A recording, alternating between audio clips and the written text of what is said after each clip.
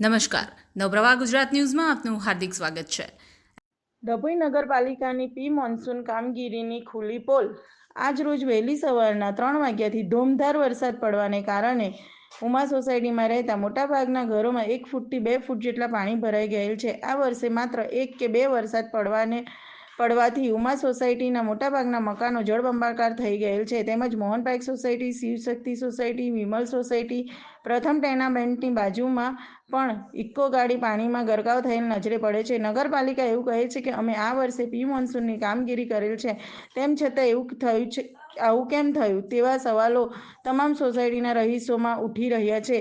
Pre મોન્સૂનની કામગીરી કહેવાય ખરી? આ તમામ સોસાયટીના રહીશોનું કહેવું છે કે પ્રી મોન્સૂનની કામગીરી ફક્ત કાગળ પર જ કરેલ છે, સીધી લીટીમાં દેખાઈ આવે છે અને નગરપાલિકાના સત્તાધીશોએ તેઓના ખિસ્સા ગરમ કરી લીધા એવું સોસાયટીના રહીશોમાં ચર્ચાનો વિષય બનવા પામ્યો છે। નમસ્તે, આપ જોઈ શકો છો કે પહેલો સિઝનનો વરસાદ છે એમાં તો ઘૂંટણની ઉપર પાણી ભરાઈ ગયા છે। પ્રી મોન્સૂન કામગીરી નગરપાલિકાએ કરેલી છે અને કેવી કરી છે તેના ઉપર આ પ્રશ્ન ઉઠે છે, કારણ કે રાત્રે 3 વાગ્યાના અમારા બધા કુટુંબીજનો જાગીએ છે, ગાદલા પલળી ગયા છે, ઘર વખરી બગડી ગઈ છે, પાણી ઘરમાંથી બહાર કાઢી રહ્યા છે। આખા ડભોઈનું પાણી આટલા નાના ભૂંગળાઓમાંથી બહાર નીકળી રહ્યું છે। પૂંજીબા સોસાયટી, આયુષ સોસાયટી, પેલી બાજુ ઇન્દ્રપુરી, સરિતા, એ બધાનું પાણી પટેલવાડી આગળ જે સ્લેબ ડ્રેન બનાવે છે ત્યાંથી નીકળી રહ્યું છે। અહીંયા આગળથી BAPSના મંદિર આગળથી, BAPS આગળ જે હોટલ છે ત્યાંથી કૃષ્ણા કાઠિયાવાડી હોટલ છે ત્યાં આગળ એક જ ભૂંગળું છે અને આટલા આમતા એક ભૂંગળામાંથી આખા ડભોઈનું પાણી નીકળી રહ્યું છે।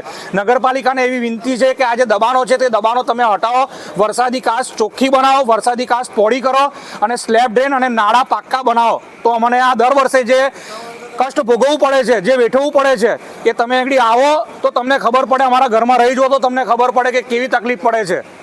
નગરપાલિકાને વિનંતી કે બધા નાળા સિંગલ જે ભૂંગળા છે તે હટાવો, વરસાદી કાચ મોટી બનાવો, દબાણો હટાવો અને સ્લેબ ડ્રેન બનાવો, બસ।